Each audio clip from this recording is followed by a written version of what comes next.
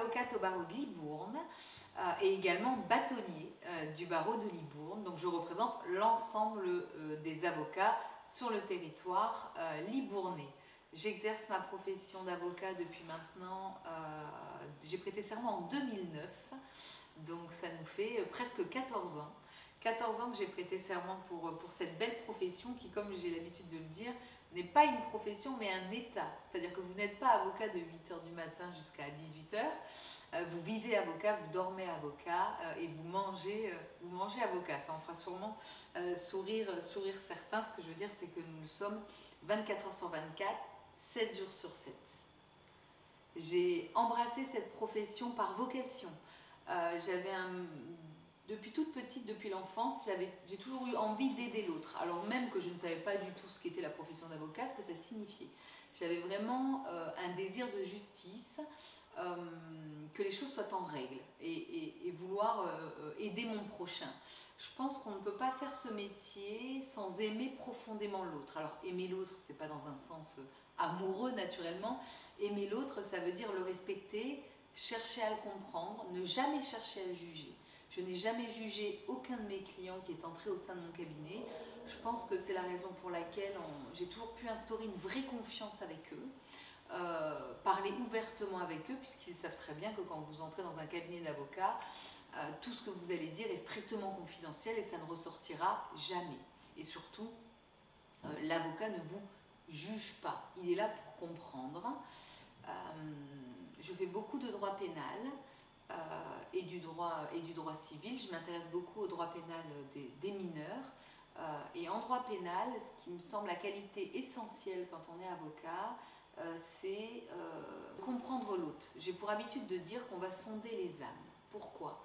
J'ai bien souvent des réflexions où on me dit mais comment peux-tu défendre telle personne qui a pu commettre un crime ou un acte qu'on considère, que la société considère comme horrible, elle a raison de considérer cet acte comme horrible, mais mon métier ne consiste pas à excuser ce que l'autre a fait, mais à expliquer. À expliquer quand je plaide devant des jurés, et que vous avez toutes ces personnes qui sont là. Je vous rappelle que le jury populaire fait que ce sont des gens comme vous et moi qui n'ont pratiquement jamais à avoir affaire à la justice et se retrouvent aujourd'hui à faire leur devoir de citoyen et qui est d'être juré devant un procès d'assises. Donc c'est très lourd psychologiquement. Moi je suis là pour expliquer aux jurés comment telle ou telle personne, qui peut être quelqu'un de lambda, qui n'a jamais fait parler de lui tout au long de sa vie, a pu un jour péter un plomb. On va dire ça comme ça, péter un plomb et commettre l'irréparable sur quelqu'un d'autre. Donc mon métier c'est celui-là, mon métier c'est de faire comprendre à l'autre le cheminement intellectuel. Ce n'est pas d'excuser des actes qui sont horribles, des viols, des meurtres, il n'y a aucune excuse pour ça, c'est simplement faire entendre aux personnes comment on a pu en arriver là. C'est ça notre justice et c'est pour ça que notre justice est humaine. Le droit pénal va toucher tout ce qui est les infractions aux personnes ou aux biens. Par exemple, vous commettez un vol, ça relève du droit pénal. Le droit civil, ça va être j'ai un problème avec mon bailleur, j'ai un problème, j'ai un contrat de bail et je ne peux pas payer mon loyer. Ça, c'est du droit civil. Je conclus un contrat, demain je vais acheter une télévision, ma télévision ne marche pas. Ça, c'est du droit civil. Le droit pénal concerne infraction, délit, je conduis en ayant un peu trop bu. C'est une infraction au code de la route et ça relève du droit pénal. Et en droit pénal, on part des contraventions, l'échelle, le plus petit ça va être les contraventions, on va monter au délit et on arrive au crime. Donc vous passez pour les contraventions, vous allez être devant un tribunal de police, je n'ai pas payé mon amende, etc. etc.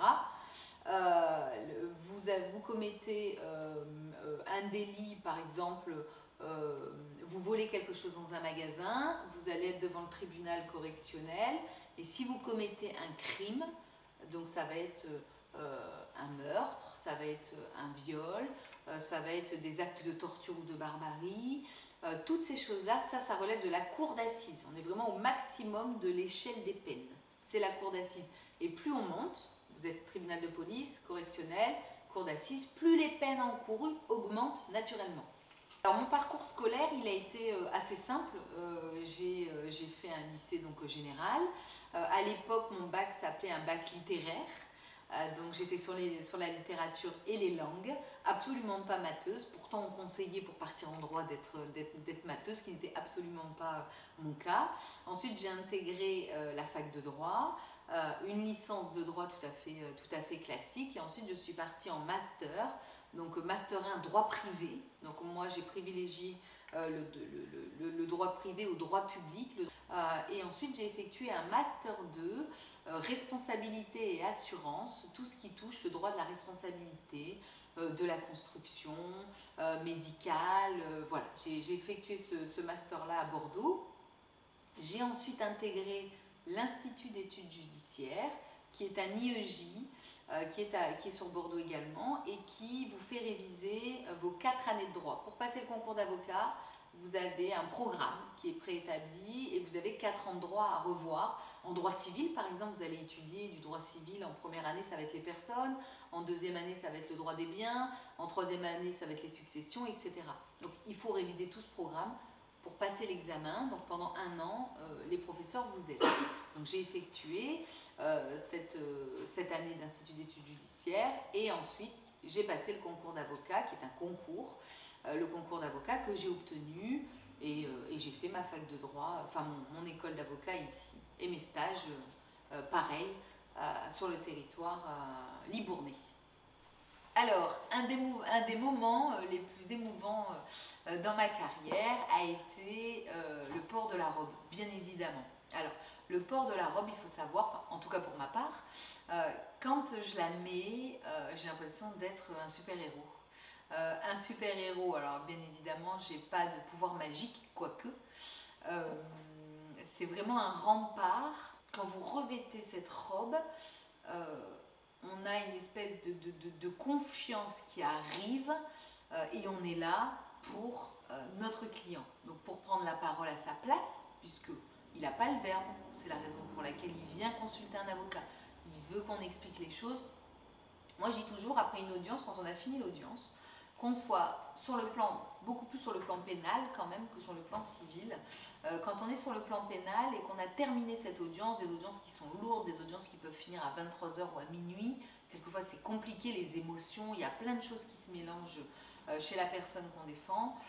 Quand on a fini l'audience et que cette personne vient vous voir et qu'elle vous dit « Écoutez maître, peu importe la décision, je vous remercie, vous avez tout dit. Tout ce que je n'ai jamais su dire pendant des années, vous avez porté ma parole. » Ben là, le job d'avocat est terminé.